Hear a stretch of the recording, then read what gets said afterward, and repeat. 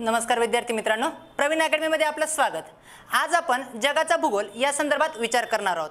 स्पर्धा परीक्षेचा अभ्यास करताना कोणत्याही प्रकारचा प्रॉब्लेम येत असेल तर तुम्ही आम्हाला 7410009900 या नंबरवर कॉल करून तुमच्या शंका विचारू शकता। जे लोक नाशिकच्या आजूबाजूला स्पर्धा परीक्षेचा अभ्यास करत असतील त्या लोकांनी प्रवीण अकॅडमीमध्ये अवश्य व्हिजिट द्या, तुमचं नेहमीच स्वागत असेल। तर आज आपण जगाच्या भूगोलासंदर्भात एक ओव्हरलुक बेसिक गोष्ट डिस्कस करणार आहोत। बघा, तर मग आज आपण चर्चा करताना बघणार आहोत की आज आपण आपल्याला देश माहित नसतात, तुमच्या समोर जगाचा भूगोल दिसतोय की आपल्याला जनरली देश माहिती नसतात। तर आज आपण काही देशांची ओळख करून घेऊ, त्या देशाचं काय 2018 मध्ये सामरिक महत्व आहे आपल्या परीक्षेच्या दृष्टिकोनातून ते चर्चा करू। तर तुम्हाला ह्या नकाशामध्ये भारत माता दिसते, आपली सर्वांना माहित असेल की भारत कंट्री, जो एरो जातोय ती आपली भारत देश। बघा, मी टीच करताना भरपूर लोकांना हे समजत नाही की भारत कुठे काढ, आपण जेव्हा आम्ही मॅप भरतो तेव्हा भरपूर लोकांना हे समजत नाही की भारत ऍक्च्युअली आहे कुठे जगाच्या नकाशामध्ये। ठीक आहे, ब्लँक नकाशा दिल्यावर।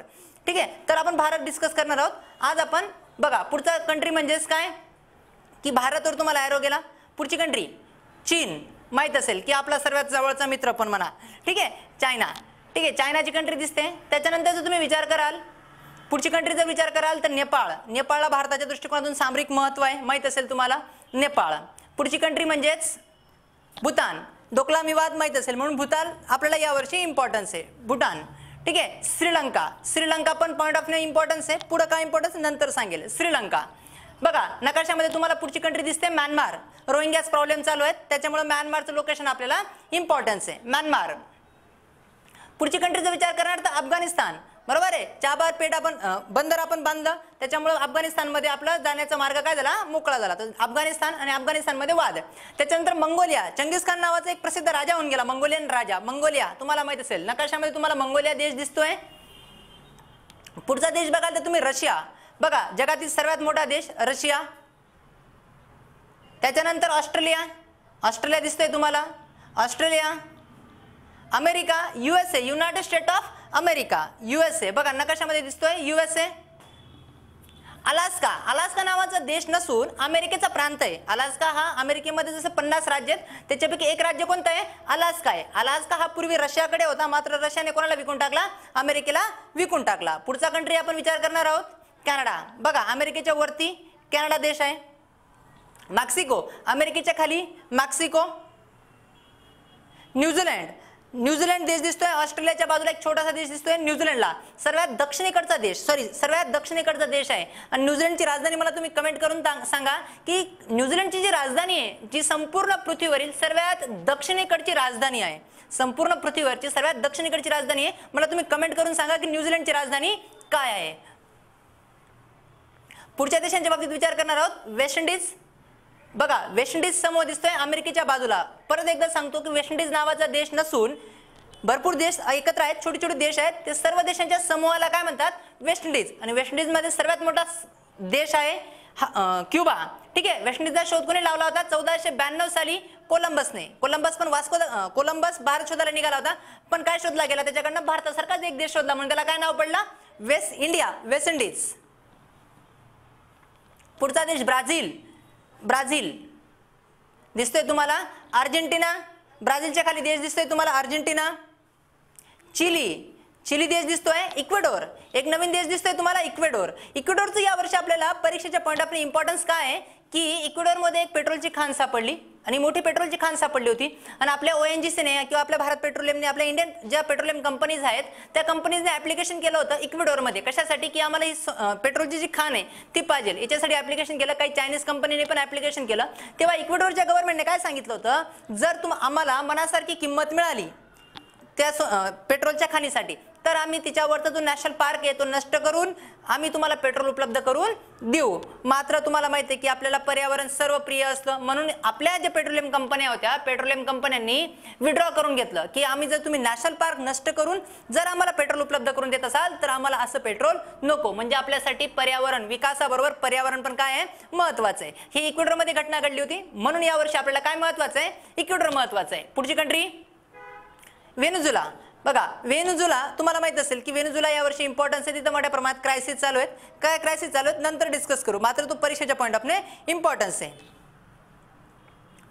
पुढचा पोर्तुगीज, बघा पोर्तुगीज आफ्रिकेच्या जवळच कंट्री आहे, म्हणून वास्को दा गामा 1498 साली त्यांना वास्को द गामाला आफ्रिका खंडाला वळसा घालणं काय होतं, सोपं होतं. म्हणून पोर्तुगीजची लोकेशन आपल्याला लक्षात ठेवा, पोर्तुगीज आणि ग्रीनलँड. ग्रीनलँड हा फिजिकली जर तुम्ही बघाल तर उत्तर अमेरिका खंडामध्ये, ग्रीनलँड कोणत्या खंडामध्ये, उत्तर अमेरिका खंडामध्ये. मात्र प्रशासकीय दृष्ट्या त्याच्यावर डेन्मार्कचा हक्क आहे. प्रशासकीय दृष्ट्या कोणाचा हक्क आहे, डेन्मार्कचा. आणि डेन्मार्क हा देश कोणत्या खंडात आहे, युरोपमध्ये आहे. कोणत्या खंडामध्ये आहे, युरोपमध्ये आहे. म्हणजेच ग्रीनलँड असा देश आहे जो फिजिकली अमेरिका खंडात आहे, उत्तर अमेरिका खंडात, आणि ऍडमिनिस्ट्रेटिव्हली प्रशासनाच्या दृष्टिकोनातून युरोप खंडात आहे. त्यातील महत्त्वाची महासागर डिस्कस करणार आहोत. त्याच्यापैकी पहिला महासागर आपण डिस्कस करणार आहोत की पॅसिफिक महासागर. पॅसिफिक महासागर, अमेरिका तुम्हाला माहिती आहे एका संघटनेमध्ये बाहेर पडला आणि त्या संघटनेमध्ये अशी देश होती ज्या देशांना पॅसिफिक महासागर लाभलेला आहे. तुम्ही मला तो देश कमेंट, ती संघटना कमेंट करून सांगा. ठीक आहे, लेटेस्ट अमेरिका त्या संघटनेने बाहेर पडला, म्हणून पॅसिफिक महासागर आपण डिस्कस करत आहोत. ठीक आहे, पुढचा महासागर आपण डिस्कस करणार आहोत अटलांटिक महासागर. बघा, उत्तर अमेरिका, दक्षिण अमेरिका, युरोप आणि आफ्रिकेच्या मधनं काय जातोय, अटलांटिक महासागर जातोय. बघा, अटलांटिक वॉर पण घडलं होतं दुसऱ्या महायुद्धाच्या काळामध्ये. काय घडलं होतं, अटलांटिक वॉर. म्हणजेच इंग्लंडला मदत मागत होता इंग्लंड मदत मागत होता कोणाची, अमेरिकेची. म्हणून हिटलरने आपल्या सर्व पाणबुड्या अटलांटिक महासागरमध्ये काय लावून दिल्या होत्या, आणि अमेरिकेचं आणि हिटलरचं या जर्मनीचं युद्ध झालं. त्याला काय म्हणतात, प्रसिद्ध अटलांटिक वॉर आहे. ऍक्च्युली हे वॉर होण्याच्या आधी तुम्ही विचार करणार की आपलं समुद्र सपाट आहे अशी कल्पना होती. ठीक आहे, आज तुम्हाला माहिती आहे ओशनोग्राफी या समुद्राचं अंतरंग जर आपण बघणार तर आज समुद्र सपाट नसून समुद्रावर वेगवेगळे पर्वत आहेत, खचदरे आहेत, पठार आहेत. तर हे सर्व केव्हा सापडलं, जेव्हा जर्मनीच्या पाणबुड्या अटलांटिक महासागरामध्ये एंट्री केली तेव्हा हे समुद्राचं अंतरंग आपल्याला पाहण्यास मिळालं. आणि एकमेव महासागर ज्याला आपल्या देशाच्या नावाने नाव देण्यात आलेलं आहे, पुढचा महासागर म्हणजेच इंडियन ओशन्स म्हणजेच हिंदी महासागर. ही जगातली महत्त्वाची 3 महासागर आपण डिस्कस केली. यांचं लोकेशन संदर्भात पुढे अजून डिस्कस करणार आहोत.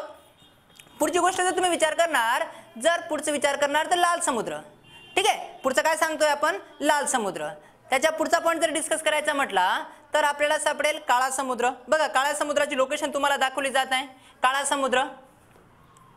पुढचा महासागर समुद्र म्हणाल तर भूमध्य समुद्र, बरोबर आहे, मेडिटेरियन सी, भूमध्य समुद्र. युरोप आणि आफ्रिकेच्या मध्ये आहे, युरोप आणि आफ्रिकेच्या मध्ये काय आहे, भूमध्य समुद्र आहे. ठीक आहे, नंतरून आहे कॅस्पियन समुद्र. एक शेवटचा राहिला काय, कॅस्पियन समुद्र. ही महत्वाची समुद्र, कॅस्पियन समुद्र. अजून पण काही पुढे समुद्र डिस्कस करणार आहोत. पुढची आहे पर्शियाची खाडी. खाडी म्हणजे 2 मोठ्या जमिनीमधला निमुळता भाग, बरोबर आहे. जसं आपण महाराष्ट्राच्या भूगोलमध्ये शिकतो की महाराष्ट्रात भरपूर खाड्या आहेत, तशी पर्शियाची खाडी, बरोबर आहे. पर्शियाची खाडी हिचं पेट्रोलच्या ट्रॅव्हलिंगच्या दृष्टिकोनातून इम्पॉर्टन्स आहे. आणि ओमानची खाडी, या 2 ज्या खाड्या आहेत, पर्शियाची खाडी आणि ओमानची खाडी, इथं मोठ्या प्रमाणात पेट्रोलियमचं ट्रॅव्हलिंग मोठ्या प्रमाणात होतं, म्हणून परीक्षेच्या पॉईंट ऑफ इम्पॉर्टन्स आहे. ही महत्वाची जगातील महासागर, खाड्या आणि समुद्र संदर्भात काय केली, डिस्कस केली. आता जगातील सर्वात मोठी पर्वतांचा विचार करू आपण, सर्वात लांब पर्वतांचा विचार करू. बघा की जगातील सर्वात लांब पर्वतांचा जर तुम्ही विचार करणार तर जगातला सर्वात लांबीनुसार पर्वत बघितला तर अँडीज पर्वत आहे. कोणता पर्वत आहे, अँडीज पर्वत आहे. कोणत्या महासागरात आहे, कोणत्या याच्यामध्ये आहे, उत्तर अमेरिका खंडात आहे, दक्षिण अमेरिका खंडात आहे. कुठे आहे, दक्षिण अमेरिका खंडात आहे. आणि त्याच्यावरचं सर्वात उंच शिखर काय आहे, एकांक गुहा. हे काय आहे, सर्वात उंच शिखर आहे. ठीक आहे, कोणत्या पर्वतावर, अँडीज पर्वतावर. अँडीज पर्वतावर एक राजधानी पण आहे. आत्ताच आपण डिस्कस केलं की इक्वेडोर हा देश डिस्कस केला. इक्वेडोरची राजधानी क्वेटा ही जगातली सर्वात उंचावर राजधानी आहे. का, कोणत्या पर्वतावर आहे ती, अँडीज पर्वतावर आहे. पुढचा पर्वत डिस्कस करत आहोत आपण, रॉकी. कोणता पर्वत डिस्कस करत आहोत, रॉकी पर्वत आहे उत्तर अमेरिकेमध्ये, जो मेक्सिको, अमेरिका आणि कॅनडामधनं जातो. बघा, उत्तर अमेरिकेमधनं आहे रॉकी. आणि रॉकीवरचं सर्वात उंच शिखर आहे माउंट एल्बर्ट. रॉकीवरचं सर्वात उंच शिखर कोणतं आहे, माउंट एल्बर्ट. ठीक आहे, पुढचा पर्वत आपण डिस्कस करत आहोत, हिमालय. तुम्हाला माहित असेल की भारतात आशिया खंडामध्ये हिमालय. ठीक आहे, आणि हिमालयावरचं सर्वात उंच शिखर पण माहित असेल तुम्हाला, माउंट एव्हरेस्ट. कोणत्या देशामध्ये असेल, नेपाळमध्ये, माहित असेल तुम्हाला. पुढचा चौथा सर्वात मोठा पर्वत म्हणजे ग्रेट डिवायडिंग रेंज. कुठे दिसतोय ग्रेट डिवायडिंग रेंज, ऑस्ट्रेलियामध्ये. कुठे दिसतोय, ऑस्ट्रेलियामध्ये. आणि कास्पुस्को हा ऑस्ट्रेलियामधला या पर्वतावरचं सर्वात काय आहे, उंच शिखर आहे, ग्रेट डिवायडिंग रेंज. पुढचा पर्वत आहे युराल पर्वत. युरोप आणि आशिया खंडामध्ये हा पर्वत जातो, युराल पर्वत. युरोप आणि आशिया खंडाची काय दाखवतो, सीमा दाखवतो. ठीक आहे, कोणत्या देशामध्ये, जनरली रशियामध्ये. मला वाटलंच कमेंट करून सांगा की युराल पर्वतावरचं सर्वात उंच शिखर. नकाशामध्ये तुम्हाला युराल पर्वत दिसतोय. पुढचा पर्वत आपण डिस्कस करणार आहोत, ॲटलास पर्वत. आफ्रिकेमध्ये आहे, ॲटलास पर्वत दिसतोय तुम्हाला, आफ्रिकेच्या उत्तर टोकाला आहे ॲटलास पर्वत. पुढचं ॲपेल्शियन पर्वत अमेरिकेच्या पूर्वेला आहे, अमेरिकेच्या कोणत्या कशाला आहे, पूर्वेला आहे ॲपेल्शियन पर्वत. ॲपेल्शियन पर्वतावरचं सर्वात उंच शिखर मला तुम्ही कमेंट करून सांगा. ॲपेल्शियन पर्वत इम्पॉर्टन्स काय आहे, अँथ्रासाइट कोळशासाठी खूप प्रसिद्ध ॲपेल्शियन पर्वत आहे आणि ॲपेल्शियन पर्वतावरनं एक नदी पण निघते, ठीक आहे. तिच्यामुळे पूर्ण अमेरिकेला हे होतं, अमेरिकेला इरिगेशन होतं, जलसिंचन सुविधा विचार केला जातात. आता नदींवरच आठवलं तर जगातील महत्त्वाच्या नद्या पण ज्या आहेत त्या पण आपण काय करून टाकू, डिस्कस करून टाकू. तर तुम्हाला माहिती असेल की जगातील महत्त्वाच्या नद्या तुमच्या समोर दिसत आहे, ठीक आहे. त्याच्यापैकी सर्वात इम्पॉर्टन्स नदी नाईल. कोणती नदी आहे, नाईल, बरोबर आहे. कांगो नाईल तुम्हाला दिसते की ती कुठे मिळणार, कुठे मिळणार, भूमध्य समुद्रात. नाईल नदी तुम्हाला काय होते, पाण्यास मिळते. ही सर्वात लांब नदी आहे, लांबीनुसार सांगतोय, ठीक आहे. 2 नंबरची लांबीनुसार सर्वात मोठी नदी कोणती आहे, ॲमेझॉन. कोणती आहे, ॲमेझॉन. कोणत्या पर्वतावर उगम पावते, अँडीज पर्वतावर उगम पावते. आणि कुठे मिळते, अटलांटिक महासागरात मिळते. जिथं अटलांटिक महासागरात मिळते तिथे 0 अंशाचं विषुववृत्त जातं, म्हणजेच विषुववृत्तावर कोणती नदी जाते, विषुववृत्तावर मिळते कोणती नदी, ॲमेझॉन नदी. आणि तुम्हाला माहित असेल की आपला महाराष्ट्राचा समुद्रकिनारा 720 किलोमीटरचा आहे, पण महाराष्ट्राचा समुद्रकिनारा झिकझॅक आहे. जर महाराष्ट्राचा समुद्रकिनारा सरळ घेतला, म्हणजे असा खाड्या न घेता सरळ केला तर तो 540 किलोमीटरचा आहे. किती किलोमीटरचा आहे, 540. आणि ॲमेझॉनचं पात्र म्हणजेच ॲमेझॉन जिथं अटलांटिक महासागरात मिळते समुद्रात, तिचं इकडचं टोक आणि इकडचं टोक, डिस्टन्स बिटवीन 2 बँक्स, 2 किनाऱ्यांमधलं अंतर सुद्धा 540 किलोमीटर आहे.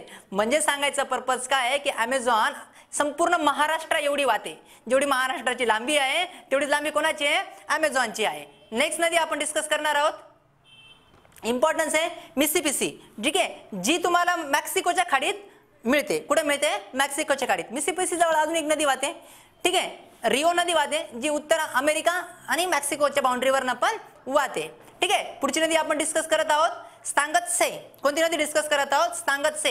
हिला चायनाची गंगा पण म्हणतात, काही पुस्तकांमध्ये तुम्हाला चायनाची गंगा सापडेल. हिच्याविषयी खूप काही सांगण्यात येईल. या नदीला की तांदळाचं कोठार म्हणतात. म्हणजे चायनाची 90% पॉप्युलेशन, आपलं तुम्हाला माहिती असेल की आपली भारताची 90% पॉप्युलेशन, या आपली भारताची सर्वात जास्त पॉप्युलेशन कुठे एकवटलेली आहे, गंगा नदीच्या काठावर एकवटलेली पाण्यास मिळते. तसं चायनाची 90% पॉप्युलेशन तुम्हाला कुठे एकवटलेली पाण्यास मिळते, स्तांगत्से नदीच्या काठावर एकवटलेली पाण्यास मिळते. स्तांगत्से नदी जिथे मिळते, स्तांगत्से नदी जिथे समुद्रात मिळते तिथं त्या चायनाचं सर्वात महत्त्वाचं शहर आहे आणि चायनाची धार्मिक राजधानी पण आहे, शियांग. कोणती राजधानी आहे, शियांग, ठीक आहे, महत्वाचं शहर आहे, ठीक आहे. पुढची नदी झैरे, जी दक्षिण आफ्रिकेमधनं वाहते. नेक्स्ट नदी आपण विचार करणार आहोत, होल्गा नदी युरोप खंडातनं वाहते आणि हिला कोणत्या देशाची प्राणगंगा म्हणतात मला तुम्ही कमेंट करून सांगा. या पद्धतीने काही महत्त्वाच्या नद्या आपण डिस्कस केल्या. पुढच्या व्हिडिओमध्ये एक खंडावाईज डिटेल माहिती गोळा करणार आहोत. हा व्हिडिओ जास्तीत जास्त तुमच्या मित्रांना शेअर करा, जेणेकरून त्यांना स्पर्धा परीक्षेचा अभ्यास करताना मदत होईल. आणि काही प्रॉब्लेम येत असेल तर आम्हाला 7410099900 या नंबरवर कॉल करा. Thank you for watching this video. Thank you for Praveen academy.